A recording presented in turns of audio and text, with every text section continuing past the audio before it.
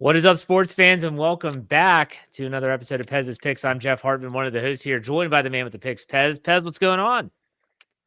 Big week, Jeff. We're back. We're rolling. NFL, things are coming together. The Athletic, which I don't buy into too much, Jeff. I'm a New York Times guy, but they make you pay for this extra Athletic page, which pisses me off. So anyway, they picked the Eagles, best team in the league. So the world's coming together, Jeff. The PGA wins last night. We're taping on Wednesday, so Yeah, we had a big hit last night. I loved it, Jeff. The PGA is the golf tour of the world still. Those live guys, fat, lazy, they're unenthused. It was the most boring golf cart I've ever seen. I don't think Shambo and Kepka like each other still. oh, They they barely they said don't, they don't, right? they Who don't. who designed this thing? Could they have picked two worse guys to send from live to play? I mean, and I learned something else, Jeff. You're a golfer. You're much better than me. I know, and I think playing in the dark is hard. I, Yeah, I, even for the best players in the world, they were hitting balls that were disappearing, and I think we got to rethink this whole showdown. But we were proud of Rory Scheffler, Jeff. This guy, he's not phased by anything. I mean, he is, if he can do it for 8 or 9 more years, a Tiger Woods recreation. It's good to see. I think golf's in good hands, and I don't know, Kepka. I don't know if we're going to see him win another tournament, Jeff. This no, guy, he looked puffy. He looked bored. I think he was already counting Vegas, what they were doing, and I don't know. But a fun evening, and we made a video, Jeff. A shout out to anyone that is a pizza connoisseur. Baltimore Grill in Atlantic City. We did a little video there yesterday. 24-hour pizza place behind the Tropicana, a old crusty casino now, but Baltimore Grill. It was family owned up until about 5 years ago. For about 100 years, they get sausage from Atlantic City and Ventnor, a bar pizza, Jeff, and it's something in New Jersey that we pride ourselves on. Bar pizza in New Jersey. I'm not going to say it's as good as that stuff up in New Haven, and it's different than Philly or New York, but a bar pie. I mean, tough to beat, Jeff. Tough to beat while we're watching America PGA beat the Saudi Arabian Live. A great night for us, Jeff. well, I will say this: I can't speak on the pizza. I've never had it, but I will talk about the golf because I watched it, and you could see a couple things. You brought it up, and you hit the nail on the head. Brooks Koepka looked so disinterested and so annoyed by Bryson DeChambeau, who could do nothing. No, Neither of those guys were making any putts. And if the PGA guys, Scotty and Rory, they lift out a lot of putts. If they made those putts, this thing would have been over in like 2 hours. But still, what got me was that you could see on the PGA cart, Rory and Scotty are talking. They're very jovial. And sure. it was after the first session and things were a little tight. And they started to pick it up. They started to ramp it up. They started to Yep, talk to one another. They were helping each other. Hey, give me a read here. Those sure. live guys didn't even talk to each other. Uh, Bryson's over there in his puffy coat and he's freezing his butt off. Jeff, it was 53 degrees, and I'm a mountain guy. And that jacket, I think, was rated for Kilimanjaro or Everest. Jeff, what's this guy? What's going on here? I think Kepka was pissed off at that. He looked soft, and I think he summed up the last 5 years of golf. Scheffler and Rory beat them by about 10 strokes, but neither one of those guys can putt still, right? They Yeah. lift out everything. They Shambo and Kepka, they didn't want to win, and they were pretty close towards the end there. And it's an interesting thing. Can you be a great ball striker and a great putter? And very few have been. And I think Scheffler's proven you don't have to be a great putter. He might be the best ball striker ever. And I mean, average putter, right? So, Yeah. interesting tournament. Charles Barkley. Why is he not? Why don't they hire him to do every PGA tournament? What are we waiting on here? Well, I'll say this. I liked the event outside of like the live stuff. That I thought it was a well done event. I liked that it was live. I liked that they would potentially play 18 holes. It wasn't like that 13 holes pre-recorded crap that you see sometimes. It was a full match. They did the 3 sixes, 666, and all this stuff. And I was like, this is great. I thought Charles Barkley was great. I do like Trevor Immelman. It was good to hear David Faraday's voice again. I thought Bubba Watson did a good job being down on the course. One of my favorite golfers ever, maybe the greatest backyard golfer ever. The guy can move the ball like nobody's ever seen. I don't think he's ever had a lesson, right? Grew up Yeah. on a par three course, I think. So it was good to see, and I hope we can get to the point that we get all these guys back, in big tournaments. And I don't know how it's going to happen. It seems like it's it's hit a wall. I don't know, No, but they came to agreement. They came to an agreement. PIF is now a part, and they are a contingency of PGA Tour Enterprises. So Greg Norman is out with Live Golf. He's no longer the sure, CEO. They're bringing in a new CEO. I'm not suggesting that these type of things are going to happen all the time, but if the players say, you know what, you're not going to allow us to do it, we'll do it ourselves. This isn't a sure. PGA sanctioned event. We'll just go do this. I'm for it. I'm fine. Let's have some best golfers out there. But that was last week. You did get that pick correct, which that was like shooting fish in a barrel, by the way. I I think think so. anyone with Well, minus 150 scared me a little. That's a big odds, Jeff. But that, when you got a U.S. Open winner and you got Koepka, maybe I mean, at this point, second, third best guy in the last 15 years, right? I mean, this guy's got what, 6, 7 majors. So for them to be that big of a dog kind of leads us into this week, Jeff. And, I was talking with my man, the action man, the go guy for we it. highly respect at Pez's Picks. And I think some lines are telling us something this week. And I was talking about it with the Fans First Sports Network. Our CEO took a bunch of us to the game. I know you were working, keeping the lights on, Jeff, which we appreciate you for. But Someone's got to do it. that lines tell you something. I was telling the guys on the team bus we took up from the beach down here to Philly. That nobody is giving you discounts in the gambling world. They're not giving you lines trying to bait you. They don't operate like that. The line generally dictates how, when they run this in a supercomputer or through an algorithm, how the game's going to work out. I mean, when the Eagles are laying 5.5 to the Steelers, that they're calculating the Steelers are probably going to win that game. And I think in this week with college and with the pro, I think we can look at the lines in a couple different ways. And I like the direction our picks are going this week, Jeff. All I right. think we're on to something. Okay, so we went 1-0 at the golf event, and we'll leave that. We talked about that enough. We'll take it. NCAA last week, Army Navy. To me, that's such a crapshoot game because it doesn't matter what their records are. It doesn't matter what they've done during the regular season. That is a unique environment. You took Army, even though and Navy they blew their doors off. And Jeff, so my dad was my dad's a Naval Academy guy, a former Marine and naval aviator, flew off aircraft carriers, and I don't think he heard the podcast because I don't think I'd be welcome to the house this Christmas. I don't think I've ever bet Army, Jeff. I think I've bet Navy my whole life, and what the hell happened there? That was the worst Army quarterback and game situation. I don't know, Jeff, and they're both in bowl games, so I think both are good bets in these bowl games, and we're going to look at them coming forward. I think cautionary tale tonight, a game we're not taking. We were looking at JMU's playing Western Kentucky. And I talked with our 6-string punter from JMU. The quarterback's gone, Jeff. I mean, this guy's quit already. I think 21 people, 21 players on the Western Kentucky team have entered the portal. So I don't even know who's playing in tonight's game, Jeff. I think we're going to have, in the academies, these guys aren't going anywhere. right. So I think they have an advantage. But I think what we're learning in this new college football, the playoffs, we know the teams we're going to be getting into. We know who's lining up. We know what we're betting on.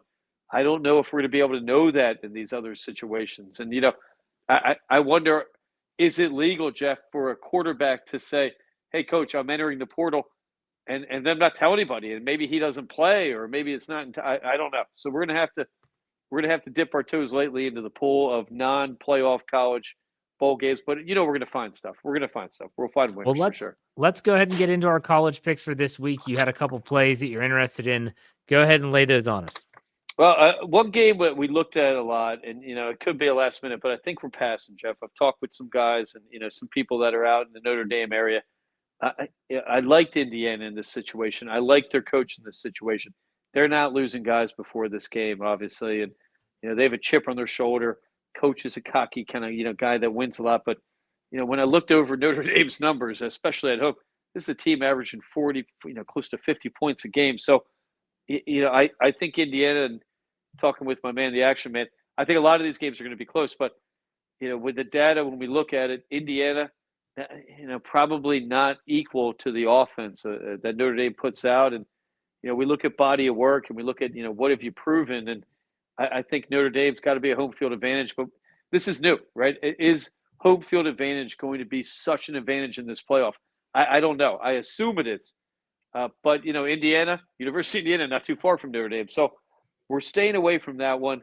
I got to lean on Indiana, but we're not going to put that play out. The numbers aren't there. And, I I think Notre Dame might be maybe a little bit better than they are. So having said that, we have 2 other playoff games this weekend. And, I had a lot of Penn State games, guys, Jeff, on this bus from FFSN. We've got a lot of Penn State down here in the South Jersey Beach area. I hate to tell Jeff, I'm going to say, look, Penn State's a fraud. They're a fraud, Jeff. SMU plus 8.5. We are taking it. I'm not saying that this is a logical bet. I'm going to take the points at plus 8.5. But if you want to take the plus 260 money line, I don't think you're crazy, Jeff. When we look at the numbers here, Penn State's only beaten 3 teams with a winning record on the year. They're inflated. Their defense is inflated. Quarterback, this Aller guy, 3 picks against Ohio State and Oregon combined. Defense gave up points against both teams. So Penn State runs it up on teams that are weak. Their quarterback looks good against teams that are weak, but the 2 ranked teams they played, we can throw Illinois out because they stink, but Oregon and Ohio State, I think, exposed them, exposed the quarterback. SMU, averaging 29 points a game. Quarterback Jennings threw for over 3,000 yards. I mean, this guy's averaging about 300 yards a game. Defense, 4th in the nation against the run. Allard's going to be forced to be, he's going to have to throw the ball, turnover happy when he's put in these situations in the 2 big games they played. And their coach hasn't won a big game, Jeff. I mean, I'm just going to keep saying this, right? Why are we going to bet a guy that hasn't done it yet? Until you prove it, I don't think that, we can't give you the nod. Do I think the weather's going to factor? No. I don't know, Jeff. When I was 20, 21, I could have played a game, in the snow with my shirt off. So I don't think the snow is going to hurt SMU. I think, and we know it now. They have dugouts for these kids, right? They're sitting on heated benches with roofs. Yeah. I don't think the cold's going to factor. And I don't think the home field advantage is going to help Penn State as much as usual. I don't know how they're going to how this is going to work. Campus is closed. I think the dorms are closed. Is the whole student body, all 50,000 of them, going to come back and fill that stadium? I don't know. So my guess is not. And I think it's a weird situation. I think possibly road team could be a little bit favored, or maybe it's a neutral situation even. Even having said Penn State's at home, I love SMU. I think their offense is a little more explosive. I think their defense equal, and I think their run defense is going to force Allard to have to win the game. And I like our chances, especially getting 8.5 points in that situation. It's going to be, like new up-tempo offense of SMU versus old school Penn State. I will say, if SMU upsets Penn State at home, I think James Franklin gets fired. I don't see how you can't, right? Yeah. I don't think he's been a top 5 team, and this is a guy that, and I think the Big Ten, we have to look at it as overrated, right? The SEC is still the heart of football, in the SMU, not in the SEC, but played a tough schedule, no different than Penn State. So when you look at the data, they've played pretty equal opponents. Neither one has too glaring of a resume. And having said that, I think SMU's might be leaning a little bit more. I think the line maybe is inflated due to Penn State and the amount of money coming in on this team. I love SMU in this situation. I think plus 8.5 is a gift. I wouldn't be shocked if they win outright. All right. So what's your next play in the NCAA? We're going to hate on the Big Ten again, Jeff. We're taking Tennessee plus 7.5 over Ohio State again, plus 235 money line. I'm not going to say that's an illogical play, but we're going to take the points at 7.5. Ohio State only wins against Penn State and Indiana, both of which are, we could argue a little bit of a fraud. Tennessee beat Alabama. They won at Oklahoma. No huddle offense, tough to beat, Jeff. This is something you don't see in college very often. This team, when they get a team, a defense in a situation they like, they don't huddle. Ohio State's defense and Penn State's, they come in good. I'm not going to say they're bad defenses, but I think they're a little bit inflated based on who they've played. I think Tennessee, I could probably name you 4 or 5 SEC teams that have a better defense than Ohio State and Penn State. Right? I'm guessing Georgia, Alabama. I'm guessing Arkansas at Arkansas, who they lost to, Jeff. Probably a tougher place to play than Ohio State. I'm just going to put it out there. SEC is better than the Big Ten. We're going to ride that. 10-2 on the season. Tennessee, 3rd in the SEC. Much tougher schedule than Ohio. Only losses at Arkansas and Georgia. Arkansas, a brutal place to play for many different reasons. And they lost to Georgia, so who might be the best team? Well, they were until they had the quarterback situation they're in. But Tennessee, 11 picks, 29 sacks. They've got 20 total takeaways on the year. Ohio State, quarterback prone to takeaways. I love Tennessee in this situation. Good young coach. This guy's got a pedigree. He was a player. I think they're coming into this game looking to prove something. I wouldn't be shocked if both win outright, Jeff, SMU and Tennessee. Well, let's go 2 for 2. If Ohio State wins this game, Ryan Day will have the Michigan loss, which was awful. And this loss, I think he gets canned as well. Well, and not only that loss, Jeff, they looked at the end of the game. I mean, they had to fight, right? This is not a disciplined team. This isn't a proud team. A proud team gets punched in the face, or a proud fighter, they walk off, they shake hands, and they say, "Great win." These guys went out like chumps, Jeff. So I love Tennessee and SMU in both these games, and I think we're starting off college on the right foot. Saturday is going to be a good day. All right, so that's it for the college picks. Remember, if Pez changes his mind or anything changes with any of these picks, check us out on social media at Pez's Picks, both on Twitter and X and on Instagram. So, Pez, let's transition to the NFL. Last week, you had a good week, 3-1. You had lost last week. You went 0-4 last week, and then you start off on Thursday night, and you lose San Francisco and the Rams. I'm thinking, damn, this is 5 in a row. Well, And you it rebound. happens. You rebound, though. I mean, 3-0 on Sunday, Jeff. We went 0-3 the Sunday before, so it's going to happen. And with the, we talked about last week. I still like those bets. I think they were the right ones. I still like that Thursday bet. We lost this week. San Fran. I don't know. Maybe they're going to struggle scoring points, but when we look at this week, I think lines are telling us something, Jeff. And I hate to say it, if Pickens and Watt are both out, we are definitely taking the Baltimore Ravens at -6. If one of the two are out, we are probably taking the Baltimore Ravens -6. So I'm saying strong lead. Baltimore -6. It's a revenge game. I know Pittsburgh's beaten the Ravens 8 out of the last 9 times, but I think this is a different situation. I talked about it a lot with KT Smith on the way to the game. During the game, I stood next to him at that game, and I wrote him, Jeff, and I don't think he likes me as much. But anyway, I don't think Pittsburgh is the Pittsburgh of old. I mean, they're an offensive team. I think a little bit even more than a defensive team. Without Pickens, I think they've been exposed. The Steelers' defense, I mean, the Eagles' defense, I mean, practically shut that team down. I mean, they brutalized that offense. Russell looked a little bit confused. A lot of batted balls. Run game was shut down. I think Baltimore's looking at that tape. I think even with Pickens, who's got a hamstring injury, and I hate to admit it, Jeff, I tore my hamstring about 3 weeks ago racing my son. I lost. He's 11. But anyway, it hurts, Jeff. It hurts, right? I think it takes a long time, and especially if you're an NFL wide receiver, to get a hamstring to 100%. I think a Pickens, even if he plays not 100%, I think the Ravens in the league are looking at that tape, and I think you got to make Russell beat you without Pickens. And, I don't know what other options they're going to have out there. I like Baltimore in a revenge situation. Kind of a must-win game for them, right? I mean, I think Baltimore a little bit undervalued right now. They've had a tough schedule. I think the run game, ticking the clock, and I think Baltimore right now, we have to say a better team, Jeff. And I hate to say that. I know we're Pittsburgh people, and I like Pittsburgh too.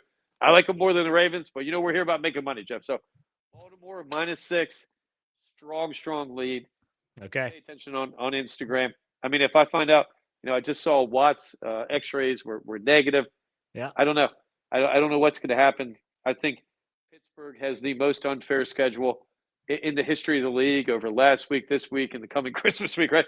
They play on Wednesday, Jeff. Who plays on Wednesday, right? This is a cruel, brutal schedule.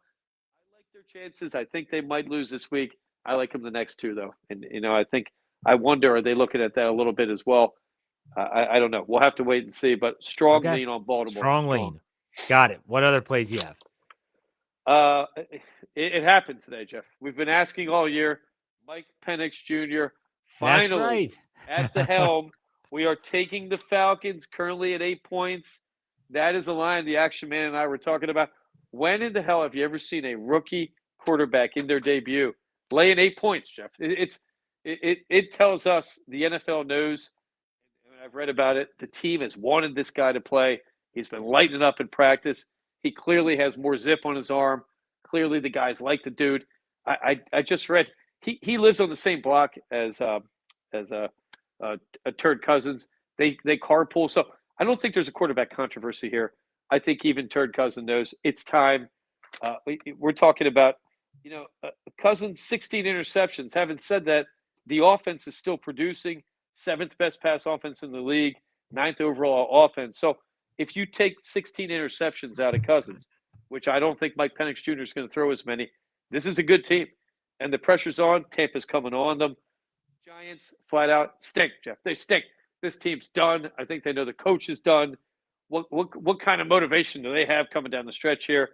Falcons -8. I love it all day. They're a much better team at home. Look for the run game and Bijan to get back on track, and look for Mike Penix Jr. to have some big plays. That kid's arm is live. I can't wait. Yeah, and Drew Lock is the starter for the Giants. Not that it matters, but they're awful. So what's your other pick? Giants, by the way, 31st against the pass, Jeff. 21st team. 31st against the pass. I'm pretty sure that's pretty bad. So I think this is good planning on Atlanta. I love it. And, we looked at these games. There's a lot of fraud teams out there. Jets, Titans. I think Houston's a big question mark right now. Kansas City, we have injuries in a lot of these teams. So a tough card again this week. I don't understand it, Jeff. Why are the Birds only giving 3 to the Washington Commanders? First matchup, Birds ran for 228 yards. They passed for 221. Had a little bit of inconsistency in the red zone, or they would have lit it up more. Washington struggled moving the ball. Birds defense a little more dialed in. Washington 24th against the run. I mean, that spells doom against a Birds team that they want to run the ball. I think after last week, they want to get back to a little bit more ball control. Birds ran up 434 total yards in the first outing, 264 for Washington. I don't see how the Birds are only given 3. I love them in this situation. I don't see. I mean, that's a great deal, right? We're giving up 3 points. I know we're on the road. Tell me a hotter team in the league right now. Tell me a more balanced team. I mean, tell me a meaner team, right, Jeff? And I know you watched this game. When you've got the Philadelphia Eagles fighting the Pittsburgh Steelers, I mean, we had a fist fight, Jeff, and I think the Steelers got screwed a little bit in that end zone. We're looking at replays now. Just a little bit. Big play Slate was throwing haymakers, and they flagged your old lineman, and I think that changed the game a little bit. But I think we got a mean, nasty Birds team that's on a mission. AJ's happy. We had 19 combined catches between AJ and Devontae Smith. I mean, when you get a 300-yard game from Jalen, you can't say this guy can't pass, right? So I don't know how anybody prepares for this team. Are you prepared for the run, the pass? I don't know. And I am sure Pittsburgh is a better team than Washington. And I think the Philadelphia Eagles, I think, should have their way. I'm not looking at this as a letdown. I think the team's rolling. I don't think they're looking back right now. So we love the Philadelphia Eagles in this situation. I like that pick because they're still vying for the number 1 seed. Absolutely. And so it's a situation where, this is really their last tough test. I mean, they have the division games after this, Cowboys and Giants. But, I mean, ultimately, they're looking at this game saying, look, win this one. Detroit still has a couple tough games. They still have to play Minnesota in week 17. And injured defense, too. They're dropping defensive players left and right. Absolutely. Minnesota coming on a little bit, so that's a little more pressure, too. And there's 2 places you want to play, Detroit and Minnesota in the playoffs, dome team. So I agree 100%. So I like that play a lot. So, all right. So in case to recap, for NCAA, you're taking SMU getting 8.5 against Penn State. You're taking Tennessee, the Volunteers at Ohio State, getting 7.5. And in the NFL, you're leaning Baltimore giving 6 over Pittsburgh. And you're also taking for sure Atlanta and Michael Penix giving 8.5 to the New York Giants, and Philadelphia giving 3 to the home Washington Commanders. So there you have it, folks. There are the picks for this week. Again, make sure you stay tuned to Pez's Picks on social media at Pez's Picks on Instagram and on Twitter. Any final thoughts here, Pez? Yeah, Jeff, we'll watch this Pitt Baltimore game. If one of these guys is rolled out, you could see this line take off. So, we might say it might be a good play right now to lock in Baltimore -6. If both of these guys are out, I think that line's got to move 2-3 points. I mean, I think those guys are worth at least 2-3 points. So, things that we're looking for. We're not taking Baltimore laying 9 against Pittsburgh. I don't care who's out, right? I don't care if Tomlin's playing quarterback. It should be a pretty tight game. So we're going to keep an eye on that. We're going to monitor it. We're taping on Wednesday. We'll have more ideas and more numbers as we go forward. But, in terms of parlays and stuff, tread lightly. This is the time of year you're getting teams, and we're going to start finding out this week with 3 to go. Some teams are going to be cashing it in. Some teams are still playing hard. So I like Tampa a lot, Jeff, and that's something we're not taking them this week. But I like Tampa winning out. I like Tampa playing hard going down the stretch here, and teams that are trying to get in the playoffs. And, when you look at schedules, team that might be a little bit 500 record or a little bit above, like Tampa, might have had a hard schedule in the beginning of the season. So you can dig deep a little bit if you're looking for parlays and you're looking to kind of batch things up 4 or 5 plays, and something to look at there. You could get some discounts still in that situation. Yeah, so be on the lookout for all that. It's going to be a lot of fun. I don't know when we're going to record next week. We'll have a podcast next week because of the Wednesday games. If we decide that we're not going to play Wednesday games, maybe the podcast will come on Thursday or Friday, but definitely not on Wednesday, being the Christmas holiday. So in the meantime, though, Pez, if I don't talk to you before the holidays, have a Merry Christmas. Merry Christmas, Jeff, and Happy Hanukkah to everybody out there. That's right. I think both holidays are matching up, and that it's a great thing in America when that happens. And hope everybody has a safe holiday. Take some Ubers, Jeff. Right? Nobody should be drinking and driving out there. True. Pez's Picks. We like to have fun. We were having fun in the parking lot. We had a bus, Jeff. This CEO of this Fans First Sports Network. What a great man, Jeff. We're gonna get him more on air. People got to know this guy. He rented us a bus, Jeff. We had a driver. Heat. We needed a lot of heat, Jeff. That was the second coldest game I've been to. The last game that was that cold, I was at the Veterans Stadium. Al Del Greco kicked a game-winning field goal when time expired. A little bit colder, but I don't know what happened, Jeff. KT Smith, I still think he's a little cold, especially with the loss, Jeff. But we're going to heat that guy back up. All right, Pez, enjoy it, and we'll talk next week. Take it easy. All right, later.